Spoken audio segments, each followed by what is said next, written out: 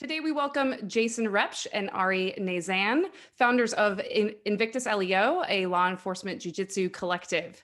The goal of Invictus LEO is to help police officers and police departments worldwide adopt jiu-jitsu into their defensive tactics training and in turn, get more officers practicing jiu-jitsu.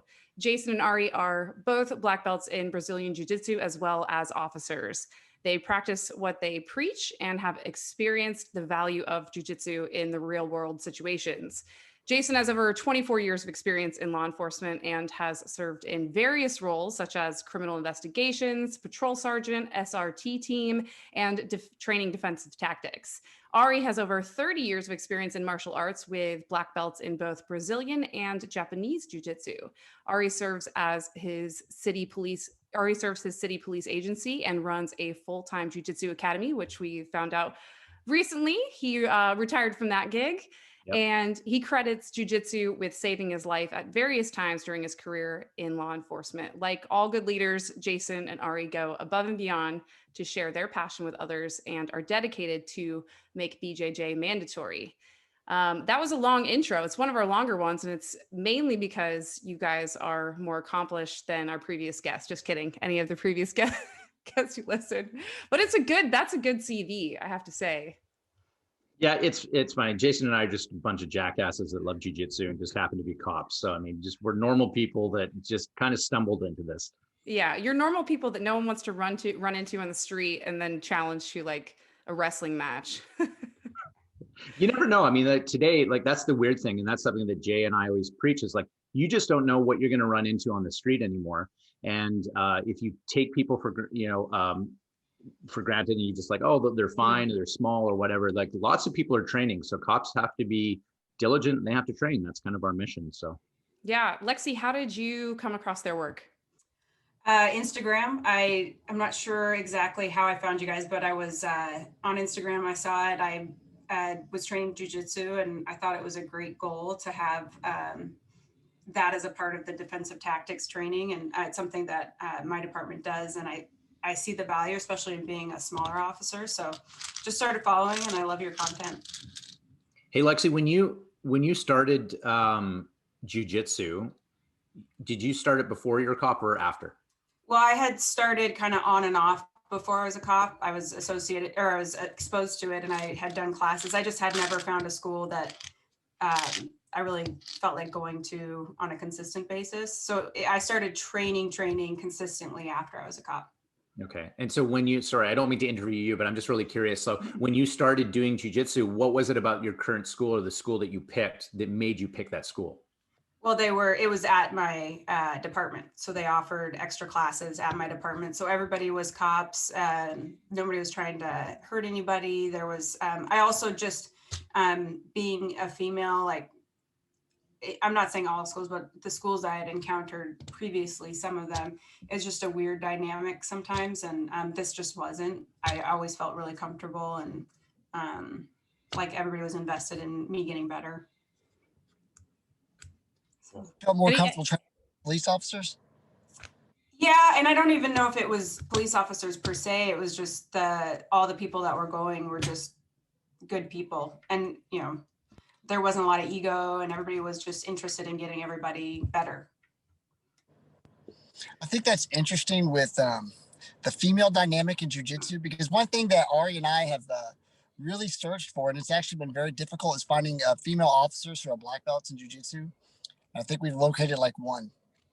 And I've always wondered, what makes females more comfortable in a jiu-jitsu gym? Because it is there's a lot of alpha presence, and then there's a lot of, it's an interesting dynamic of people. You always have a little bit of the MMA element along with the hobbyist element. And I've always wondered what makes females feel more comfortable in that setting as far as training, because it is a very, close, tight type of training environment where we're right up on each other and wrestling.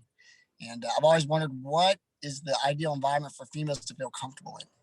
Sorry, I don't mean to interview you guys either, yeah, it's too late. It's your show now. Fuck it. Your show. We're out. And I think Callie and I would agree, every female is very different. I had done martial arts for a long time. And so I was sort of used to that dynamic. And and even in that martial art, you didn't see as many females in the top ranks. And I think there's various reasons. You know, life sometimes gets in the way if you have kids, that kind of thing. But I think just to be comfortable is just having a group of people that is maybe aware of some, you know, females, if they have issues, you know, being that close or having more females in it. It's hard to say because it's not something that bothers me. I don't know, Callie. I'm happy to kind of speak to that because I don't have a lot of experience in combatives. I haven't trained Brazilian Jiu-Jitsu for more than 2 days in my entire career, which is shameful, by the way. Yeah, I see the eyebrows raising the judgment, but I'd rather just be honest because I am that person. So the way I look at it is I don't think that females are necessarily deterred. Female officers are deterred from going to jiu-jitsu classes at their department or wherever. The type of female that is drawn to police work is not intimidated by that kind of thing. I don't think it's an issue for them. I think they have a more sort of mature mindset and are very comfortable with the idea of training in general and then training, stress inoculation, all those things.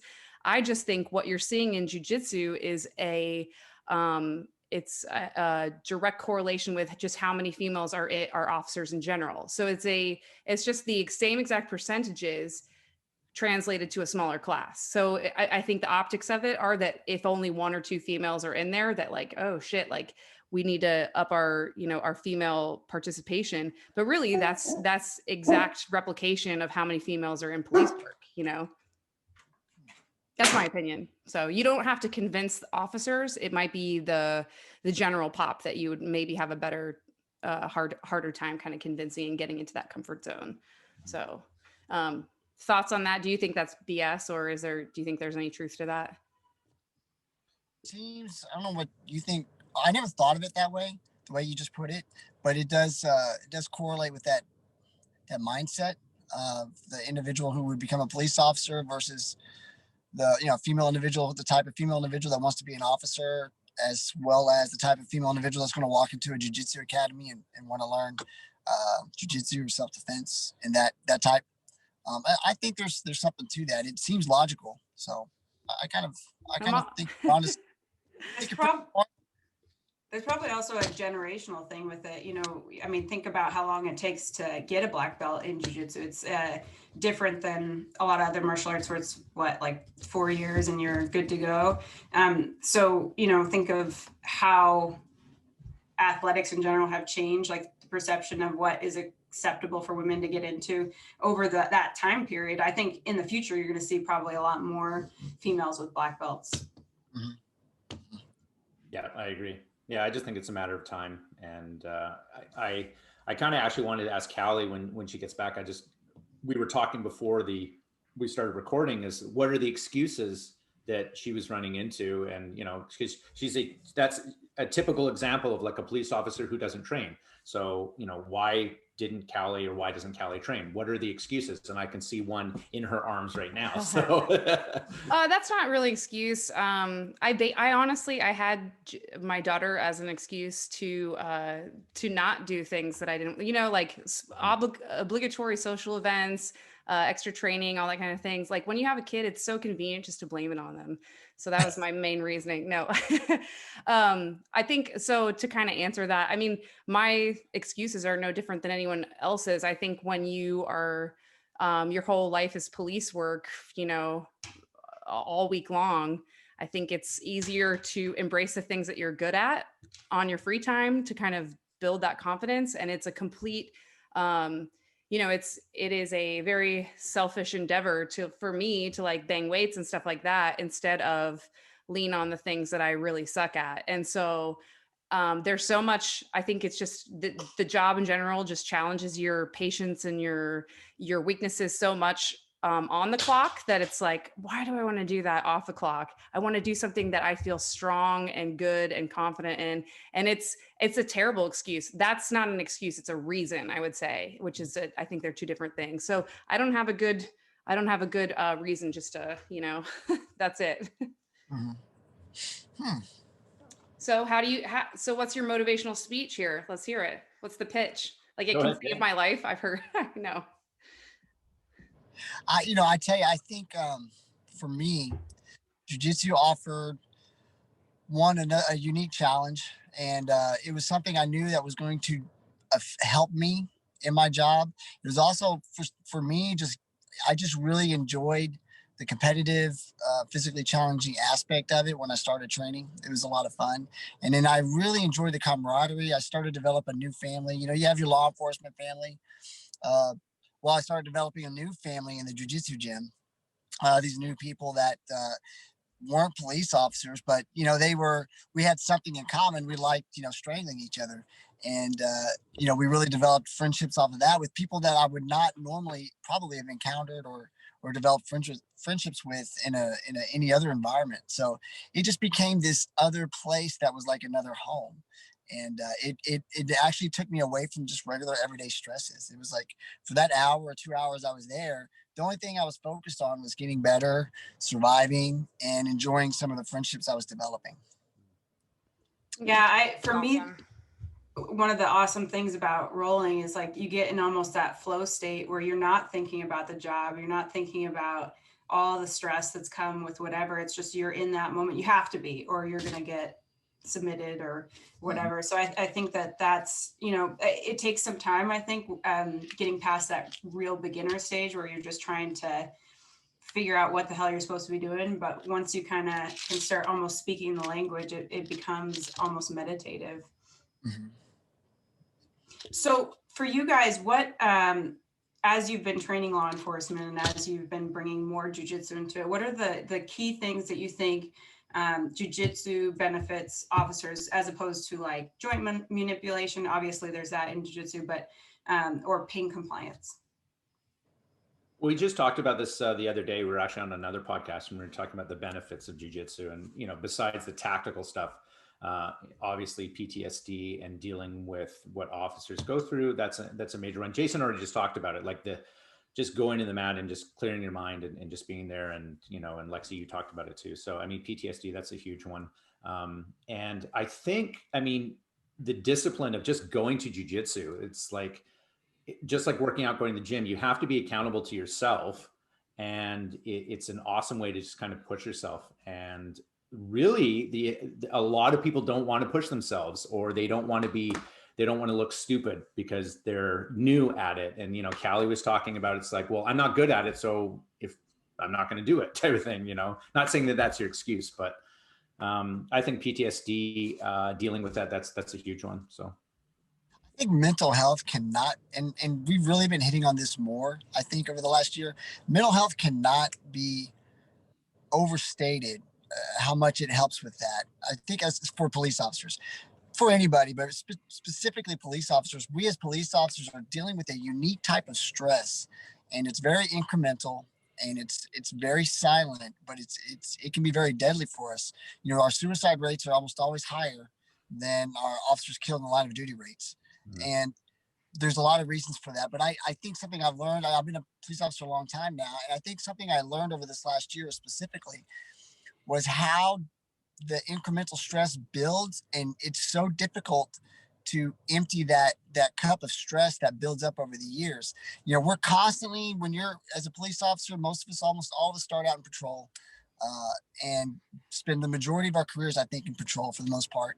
And there's a weird type of stress that you are dealing with for 8 hours or 12-hour shifts, where you're constantly doing traffic stops, constantly going to calls that could be high stress, low stress, whatever, but there's stress involved. You're constantly in that alert state, and you never give your brain a break. And something that happens, and I'm not a mental health expert or a doctor, but something I've learned that happens is your brain needs breaks from being in that high level state of readiness all the time for long periods of time. And it needs like 48-hour breaks from like 8 hours of that work. We don't get that. We jump right back the next day. We're back doing it again and again. And then over the years, that really builds up. And something I think jiu-jitsu can do, it's not the answer for everything, but it definitely gives you a way of bleeding off some of that stress and relieving some of that stress that we build up as police officers over the years. There's a quote that I'm sure that all four of us have seen, but maybe for your listeners who haven't seen it, they say that the average person encounters 2 to 3 critical incidents in their entire lifetime, and a 20-year police officer deals with 800. So it gives you a perspective. And I'm not sure where that comes from. I'd love to quote the actual source, but I mean, it makes sense to me, and that's pretty crazy. In critical incidents, people are like, "Oh my God, like my grandmother died the other day." I'm beside myself, and cops are going to calls where 14-year-old, kids are hanging themselves, and like just horrible stuff. So I'm curious if you guys, I mean, selfishly, as somebody who's a complete novice, and there is the initial stages of learning any task or skill are somewhat stressful, right? And that's a good thing, and you should embrace that learning curve, because you don't have it for very long. It takes, like, it's that learning curve that's the most exciting part, where you make all your gains, right? And then it's sort of like fine tuning from there, and any small gain is just a miracle. But I'm curious if you've seen novice folks come in, and how, when their skill is improved and things start to become more of that sort of flow state, if you've also noticed a change in maybe their mental state or their demeanor, or if you've known them on the street in a work capacity, if you've noticed like maybe a slightly different confidence or patience level with them. there's Well, hey, Ari. I was just going to say, like, it's funny because I see there's a peaks and valley when you do jujitsu. Like when you're starting jujitsu, it's like you're getting crushed all the time and all you can do is survive. And then you get your blue belt and it's like, hey, I know how to defend some stuff, and it's going better. And then purple belt, it's like, hey, I have a game now. Like these are overgeneralizations, but like I'm deadly and black belts better watch out. And so it's kind of like no ego. And then there's an ego thing that happens. And then all of a sudden you get smashed and then you go down again. And then by the time you get to the black belt, it's kind of that whole cliche, I got to start over. I'm much more mellow. So to answer your question, Callie, I see people, particularly brown and black belts who are cops, they have a calmness about them that is pretty remarkable. It's because they're going to the mat and they're spending thousands of hours being put in uncomfortable positions. So when they deal with it at work, it's like, I've been here 1,000 times before. And I can't stress that enough. It's like, we talked about stress inoculation. Jiu-Jitsu is so helpful like that. So my 2 cents. I there's something weird that happens when you engage. So one of the unique things about jujitsu is that you have to engage in physical combat with people every time. I mean, it's very rare, at least at every academy and gym I've ever been to, that you don't live train. And I mean, that's a nice way of saying try to strangle each other. And you do it every single time you go to class. And usually you do it for a minimum of 15 minutes or up to 30 minutes or an hour. And there's a strange thing that happens when you do that over and over and over the years, where it does present it builds a confidence in you when you're talking and dealing with people on the street as a police officer, and it calms you down for sure. The other thing that you kind of talked about was there's a learning curve and then it's just fine tuning. Well, the thing about jiu-jitsu is not really like that, in my opinion. I think there's a famous quote, and I can't think of his name. He's one of my favorite grapplers, but I can't think of his name right now. But and maybe Ari, you can correct me, but it says jiu-jitsu never ends, and it really doesn't. Like, you never stop learning. Like, there's so many details and so many different aspects of jiu-jitsu. 20 years of jiu-jitsu, you probably don't know half or even 25% of what you should know.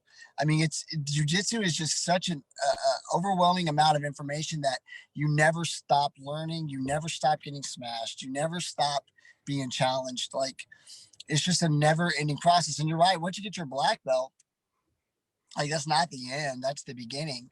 Now, in fact, I was talking with some guys at Open Mat today about this. Some other guys that were black belts that we're talking about when you get your black belt. It's funny, you compete.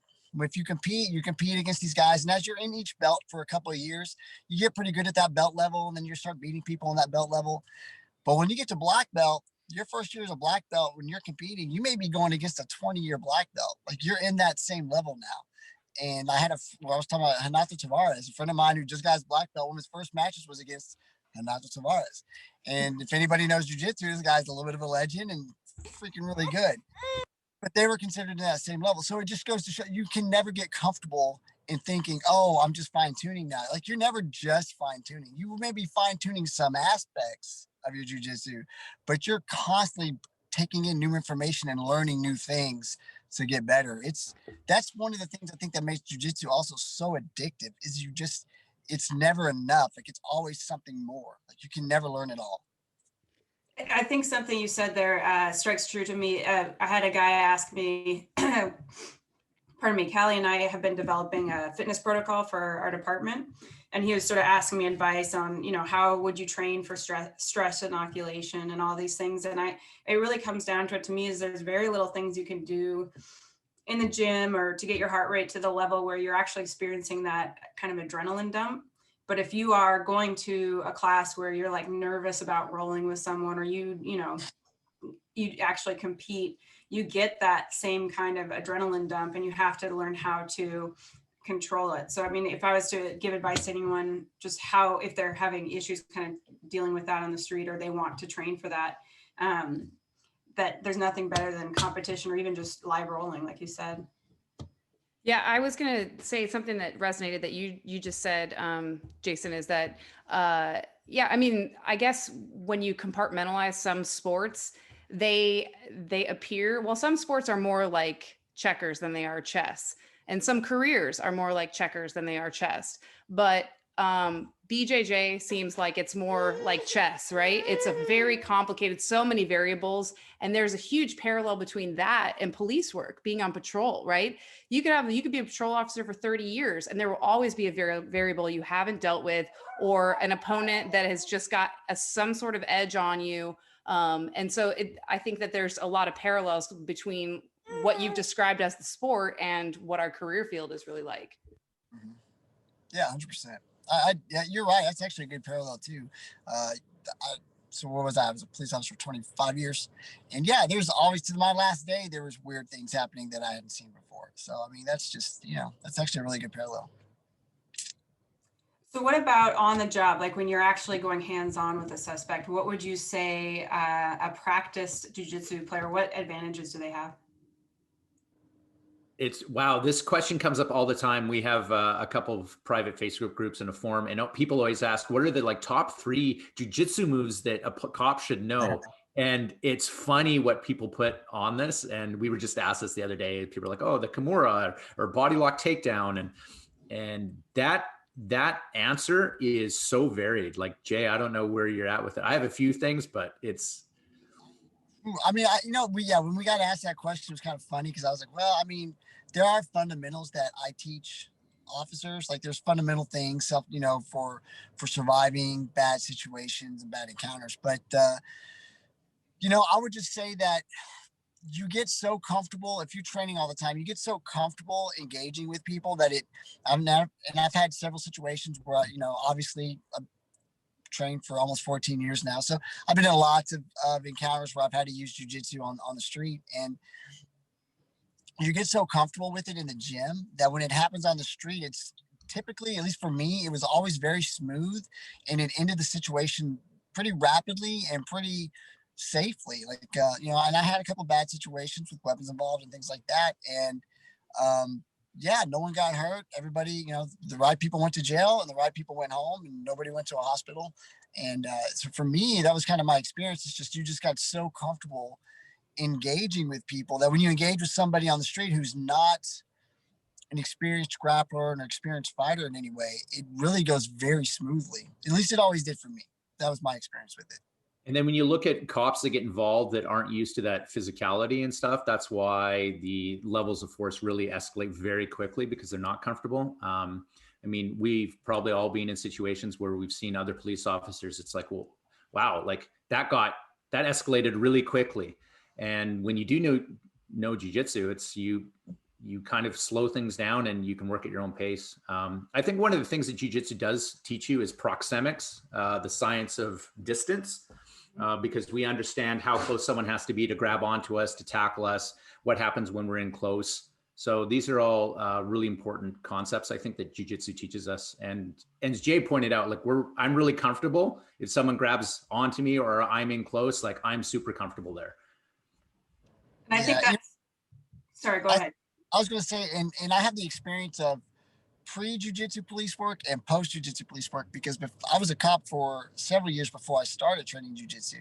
And I can tell you my use of force encounters before versus after were completely 180 from each other. I mean, I guys went to hospitals, units backing up everywhere, coming in. Like, it was that versus afterwards was completely different. And once I became kind of competent with jiu-jitsu, just complete different opposites of outcomes on how things happened.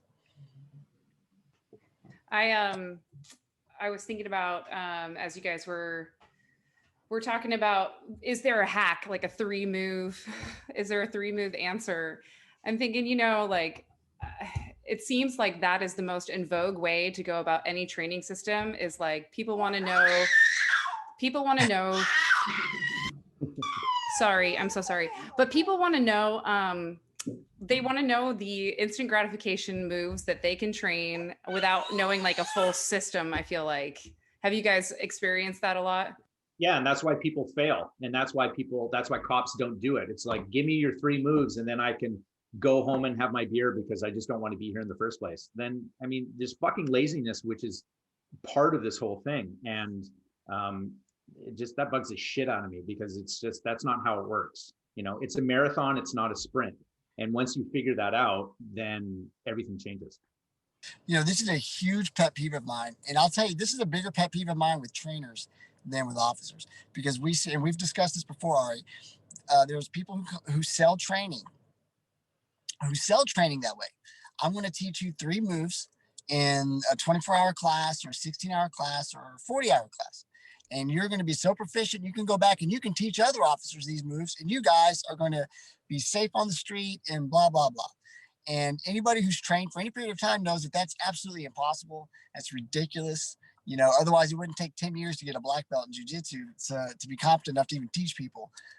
But I've seen that, and I see guys profit from it. And it really upsets me, because I really feel like it's setting officers up for failure. And when we talk about officers failing, we're talking about officers getting injured and killed on the street, or injured and killing others on the street. Yep. And it makes me very upset. And we kind of got into it with somebody one time who was selling one of these classes, and not that they weren't competent in what they were teaching, but I felt like they were taking advantage of the departments who just want to check a box to say they have an instructor in something and then sell that. And then there's a lot of things you can get away with that with, and nobody's going to get hurt. But when it comes to defensive tactics, we just can't do that. We can't sell things that way. And we can't make people believe that these 3 moves are going to save you on the street. Like, it just doesn't fucking work. Yeah. If we look at it, because what you're talking about, Callie, also is are we looking at concepts or are we looking at techniques? What's important to teach a police officer? Concepts or techniques, or both? And when are they ready to take those on? So there's different arguments. Like, we have a good friend, Chad Lyman, who talks about concepts. And like, if you understand the concept of a move, then you understand moves. But cops, many people just like, I can't even understand concepts. I just like, show me A, B, and C, and then I can move to concepts. Other people are like, show me how the body moves and it breaks down and what, so it just depends. I'm a real huge fan of concepts. And as I got more experience in jiu-jitsu, it made more sense to me. I think that most people, when they're white belts brand new, they're just like, show me how to do something, which is fine. But the problem is after they're shown these 3 moves, they never practice them. So they'll never be able to pull them off. And then when they try to pull them off in the street, they're like, oh, my jiu-jitsu trainer at the academy showed me this. I practiced it 5 times. I tried to do it on the street and I failed. So fucking jiu-jitsu sucks. And it's like, no, you haven't practiced and you're not in the gym doing it. And Jay already pointed out some of these businesses that are profiting on these short instructor courses. And personally, what I think is, I think you should be someone who's experienced, let's say jiu-jitsu, like you're a black belt, and then you go in to try to take these courses. And then you build on top of that. That would make you an elite trainer, in my opinion.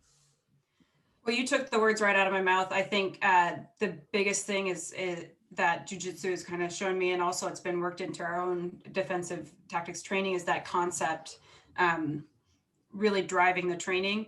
Because most cops, as we know, unfortunately, are not going to spend the extra time. But if they can get a little concept of, how your body works, or how you can get somebody off center, or, little things, it might be a different technique for a different cop. I'm not going to use the same thing that you guys use because I'm a lot smaller.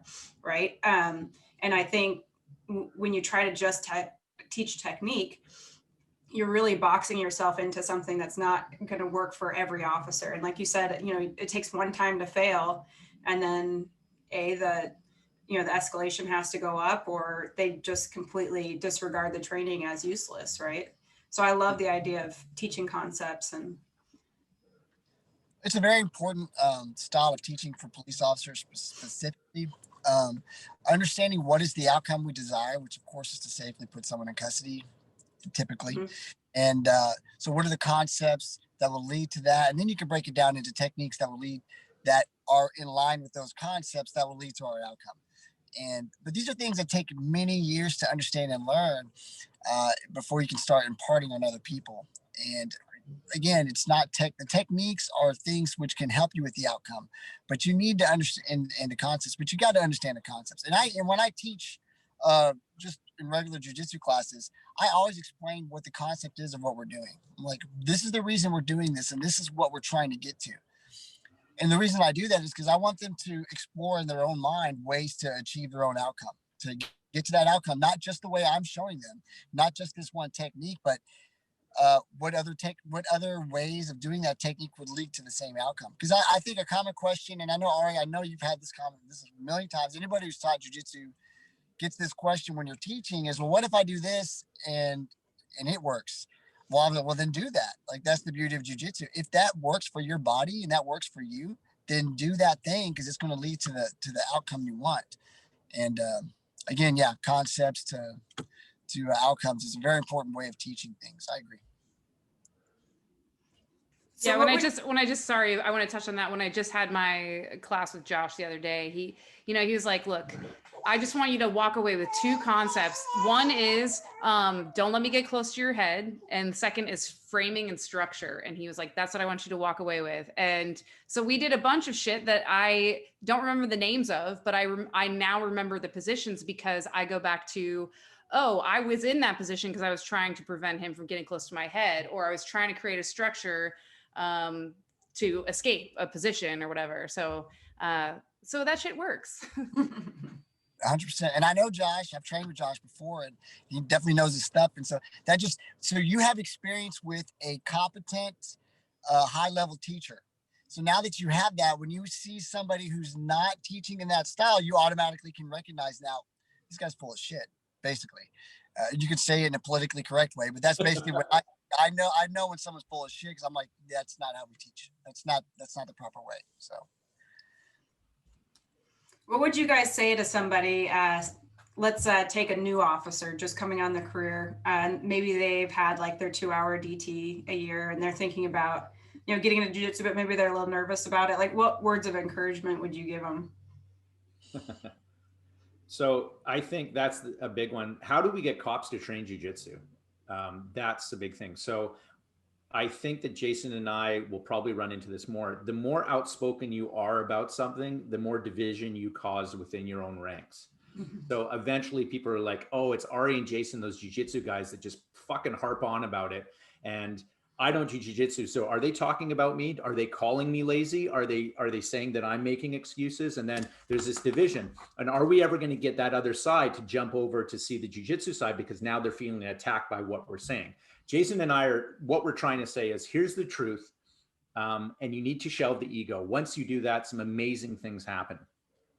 I think the biggest way to get people into jiu-jitsu is knowing someone who already does it and being in a safe space to do it, because it's really intimidating. It doesn't matter if you're a cop who's been for 15 years, you're big, strong, alpha male, and you walk in and you get your ass kicked by a 115-pound person. And you're like, okay, I wonder who saw that. So are there any criminals around who saw that too, that I might see on the street? So again, that safe space it's really important. So shelving that ego is probably the number one thing to do.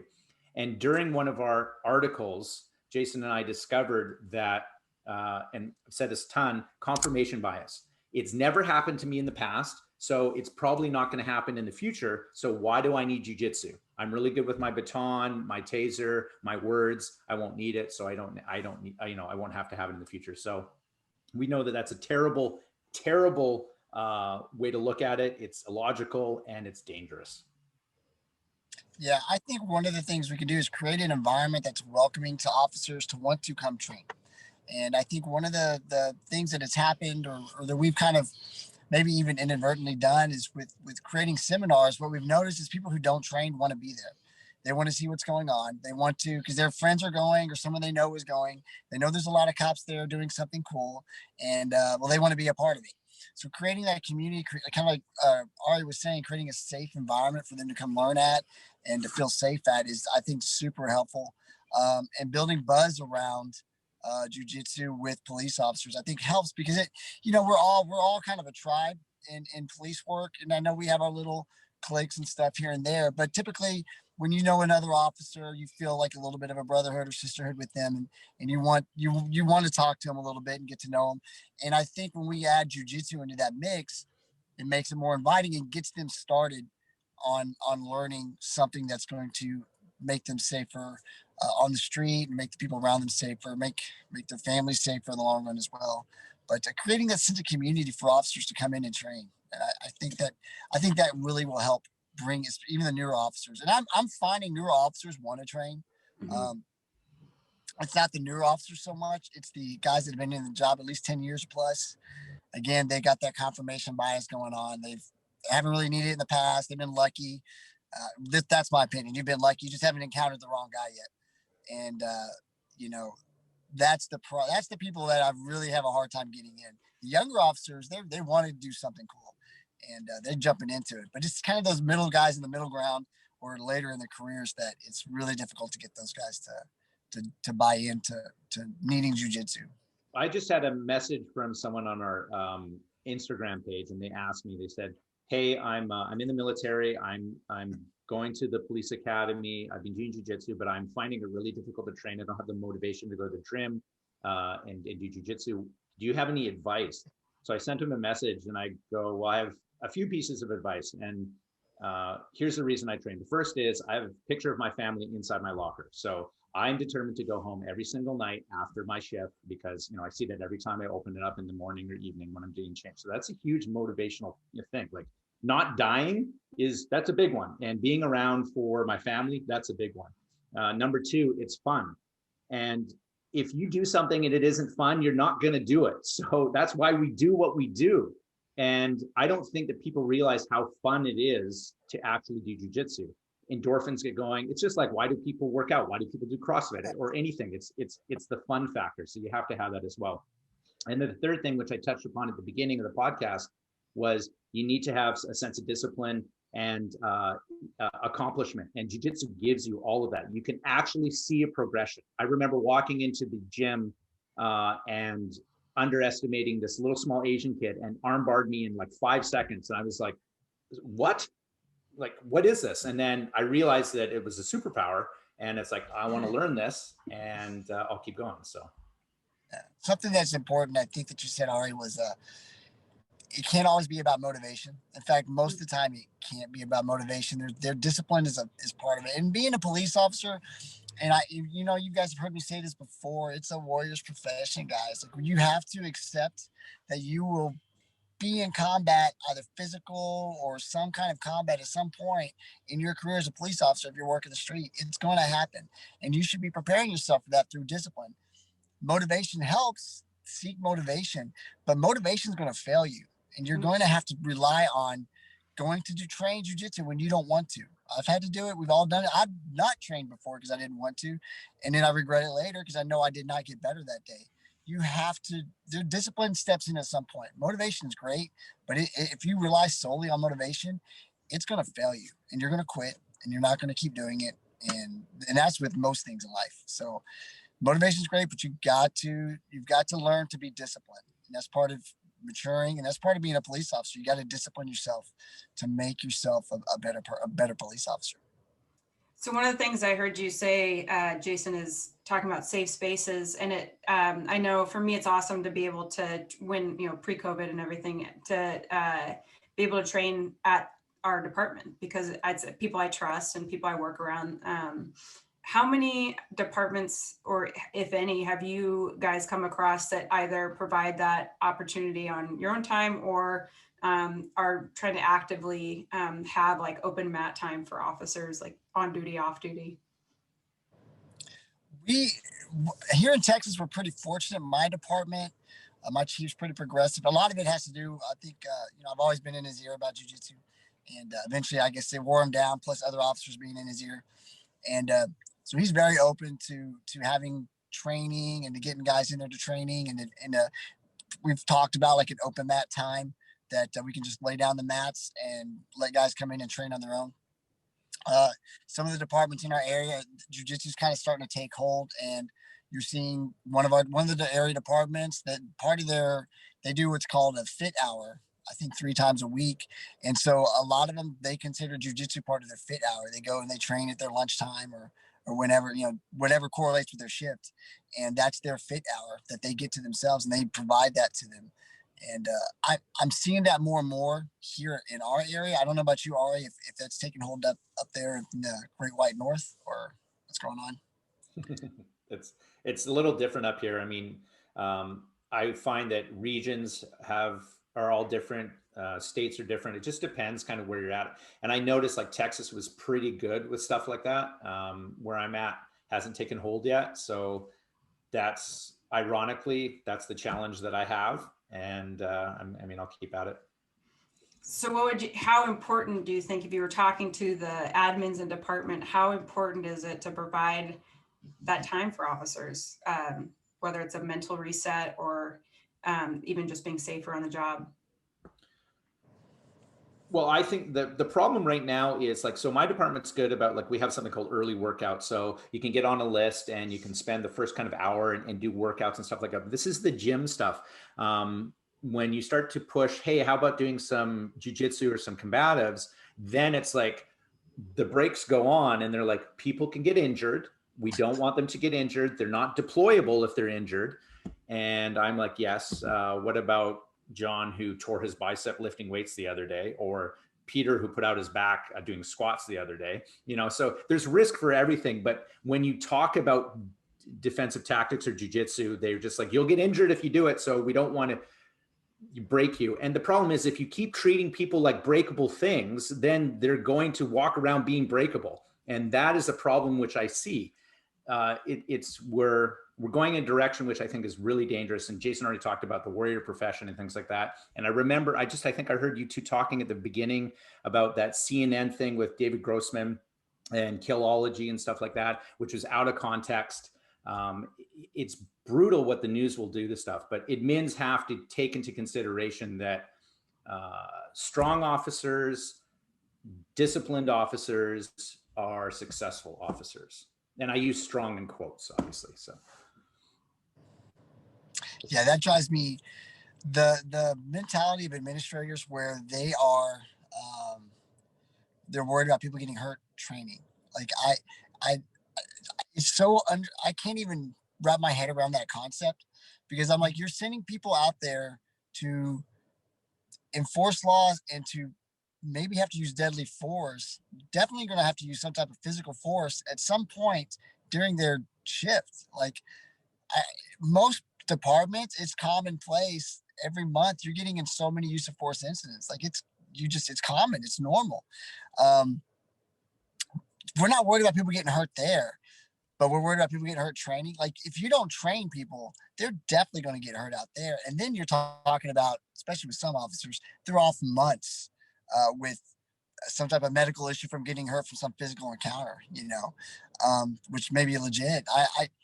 I can't understand that concept. And as a former administrator, I finished my career as an administrator, and I understand the challenges with filling out rosters and filling out shifts and making sure we have enough people for this shift, and making sure people are getting to training, and making sure name the personnel issue. I totally understand it. But the officer's safety is so far beyond getting a shift covered to me that I don't understand how other administrators don't. I just don't understand how they don't see it. It blows me away. Yeah, I've done a few grant proposals for like federal grants for prehab, I guess you would call it preventative type stuff, diagnostic type stuff, and physical fitness, and then rehab type stuff to to be implemented at the department level. And, you know, all the financials are also there, let alone just like, you know, the logic behind it. But if you want to cost the city less money, you need to get these officers moving properly, or at least identify some of these pre-indications of like whether they be a result of prior injury or their lifestyle, like sitting in the car the way they have been, or whatever the case may be. Like you can identify these things, at least, you know, for the officers that want to be proactive, provide that service, and then prevent all of these very, very common like soft tissue injuries and back injuries that occur on the clock too, you know. Mhm. And unfortunately, I think that we are, just in general as a society, we're much better at reactive things rather than preventative things, right? So We're very reactive as a society. And you see that in culture in general, right? Where everything is very reactive. But yeah, I just as an administrator, former administrator, because I'm retired now, but I still can't, I don't understand that mentality. And it's a softness. There's a softness in people. There's a softness in a segment of law enforcement that's only concerned with doing 8 hours of work and going home, and maybe doing the least amount of work possible. And some of those guys make it to administrative level. I would say a lot of those guys make it to administrative level, and they take that same mentality into that, and that's what they push down. And yeah, it creates a definite softness in police departments. Back to BJJ specifically, you know, one of my, I guess, using myself as a guinea pig to talk about novice issues and stuff is like going in. I also feel like I don't want to waste anyone's time. Like people's time is valuable, and the people who are there and are in like a coaching capacity, I don't want to burden them with my inexperience. Because I know that they have a finite period of time to practice their own skills. And so, I mean, if I was coming to your gym and I, you know, had zero experience, you know, what's your real initial reaction to that? either one of you. Okay. Go I ahead, will say, when one thing that I was just talking with someone about improvement in students in the academy, and one of our guys, he caught me in he's a blue belt. He's getting ready to get his purple belt. Hopefully he doesn't listen to this podcast and hear that. But he caught me in an arm bar, in a straight arm bar I had taught him like 2 weeks ago, and it was beautiful. He legitimately caught me, and I was super excited about it because I was like, man, this guy's progress. I can literally feel his progression while I'm rolling with him. And as someone that's been training a long time, I love training from white belts all the way up to black belts. I love training with everybody. And I like the investment and time that we spend in somebody because it makes us better. By making you better, it challenges us and makes us have to get better, and it makes the environment better for us. So as a novice, we want you there because we want to, one, we're invested in your journey as being part of our gym. And two, we want to see you continue to get better to challenge us. And it's, you know, you need bodies in there to train. If nobody's training, you got no one to train with, and you don't have jiu-jitsu. So, you know, nobody is annoyed by a new person being there. In fact, generally, at least in my academy, everybody's really freaking excited. Like, hey, we got a new person here. Let's train them up. Let's watch them grow, and so they get to the point where they start challenging us. And it's always exciting for us. We just feel super invested in everybody that's there. Yeah, there's a quote which I absolutely love about teaching, and it says, when you teach, you learn twice.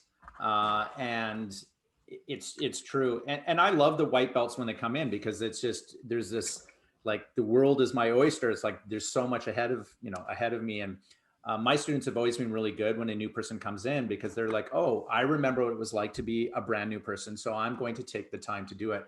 I have seen teachers that don't treat white belts or brand new people as humans. It does happen. They come in and like, well, forget about it. You know, stick around for 3 years and I'll remember your name. Jason and I joke about this as a joke, but it's true. They're not invested. It's like, I think it's important. It has to be top down, right? That's how the leadership thing works, in my opinion. It's like, you need to be invested. When that new person comes into the gym, you have to be like, hey, Callie, hey, Lexi, how you doing? What are you guys here for? Tell me, you know, like, you need a relationship, because then people go, oh, well, that person is now invested in me, and now I'm going to invest in this. If you ignore them and just go through the old school mentality, which is BJJ used to be like this, is where it's survival of the fittest. We don't care who you are. You get your ass kicked every single day. You will become tough. And while that is true, there was a lot of injury and a lot of people who didn't do jiu-jitsu because of the attitudes of a lot of gyms. So I think that if we morph it and we have kind of a better role model or role in these gyms, then you're going to see retention rates go up.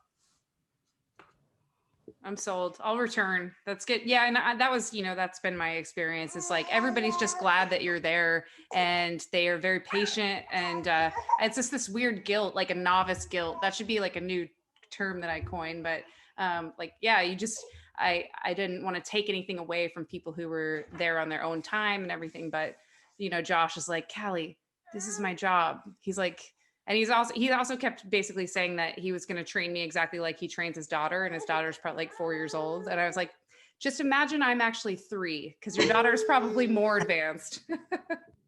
Yeah, I can tell you that in Josh's gym at Foster's, like, it's a great place, and I guarantee you they're just happier there. They're super excited, like, hey, a new person's here we get to train with, and a new friend. And jiu-jitsu is so much more than just jiu-jitsu. Like, it's such a community feeling, and I think that's why you see it change people's lives. You see people completely change who they are once they really get invested in jiu-jitsu, because it's so much more than just the sport or the self-defense aspect. It's a community, and once you're part of that community, it's there's nothing like it. And like I said, as a new person, that's one of the things that when they get hooked, they discover, like, wow, this is that feeling of relationships and friendships that I maybe have been lacking in my life, or was searching for, and they find it in that academy. And then in really good cities, academies all work well together, and you find it in all these academies and all these friendships and all this stuff you get to share together. I love jiu-jitsu. It's become, obviously it's my entire life now, and I wouldn't want it any other way. And I would love to share that with everybody that wants to be involved in it. Well, I think you've got Callie sold, and she really doesn't know this, but she doesn't have a choice, because I'm just going to drag her. But I think we really love what you guys are doing and believe in what you're trying to do. And if people hear this and they want to get in contact with you or follow your content, what would be the best place for them? They just need to visit our website, which is invictusleo.com. We also have our Instagram, which Instagram is our main way of putting out new seminars and news and stuff, because it's just the easiest way to do it, which is invictusleo_official. And people can reach out to Jason and I anytime. We get back within the same day. We love to help out people. We want people who are doing jiu-jitsu to reach out to us. And if you go to our website, we have I think there's 110 schools now that are affiliated with Invictus. So you can go anywhere in the country and be like, hey, is there anyone in Houston that I can train that's LEO friendly? And you can go there. So that's the best way to get a hold of us. And I assume if gyms want to affiliate with you, this would be the same process? Yeah, it's really easy. I mean, there's no money or anything like that. We just basically vet the school. We make sure that it's LEO friendly. We have a process of how we vet it, and then we list you on our site. And then that way we can grow as a community. That's awesome. Anything else you guys want to add that maybe we didn't touch on? I mean, I know we could have gone down a bunch of rabbit holes, but I'm glad we were able to kind of hit some of the surface level stuff for people who are maybe not as familiar with it, or haven't seen the value for whatever reason. Shame on them. But is there anything else you guys want to touch on or mention? Well, we have the seminar coming up in April. It is full, but if you pay attention, we may have some open slots coming up. Canada, that is acting like the communist country it has become, and they're locking everybody down and not letting anybody leaving and all this crazy stuff. I'm sorry, Ari. Yeah, Jason, we're going to lose all of our Canadian listeners. What are you doing, man?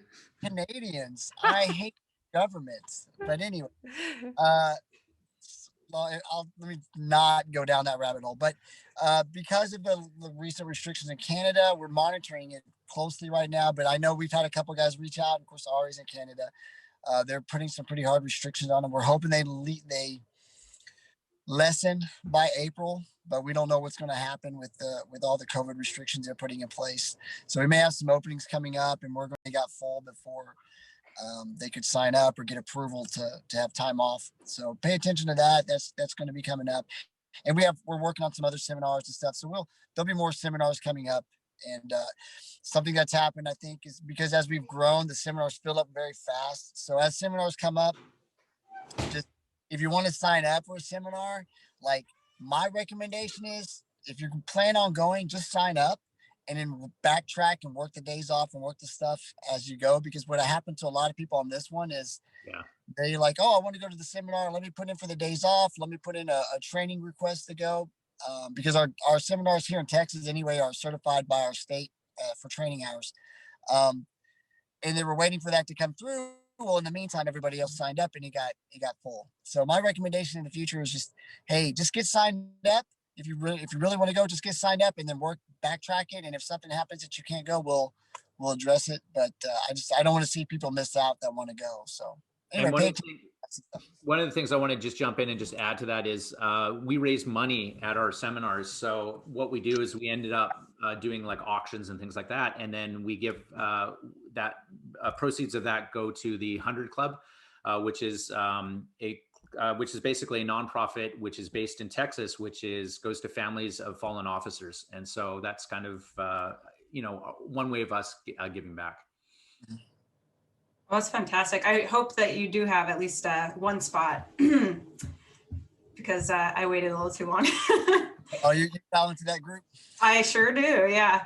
I was almost like one day I saw it and then I was like, oh yeah, I was going to sign up for that. And then I looked and it was full. Well, so Ari and I were talking about that. I was watching, because I'm watching a lot in real time, people sign up. And I was hitting Ari like, dude, people are signing up really fast. We need to let people know because I already knew, because I know cops. I'm in the same boat. I'll sign up for that later. And I was like, man, we got to let people know. So we started posting real quick. Hey, we're at 25% capacity. We're like 2 days later, we're at 50% capacity. I was trying to get the information out there as fast as I could. But anyway. Yeah. Well, we love what you do. And thank you for talking with us today. I hope we get to meet in person one day. And as you do more seminars, I know the one out here got canceled due to COVID last year, but we're super excited to have you when you come back too. Awesome. We are. Lexi. Thanks, Callie.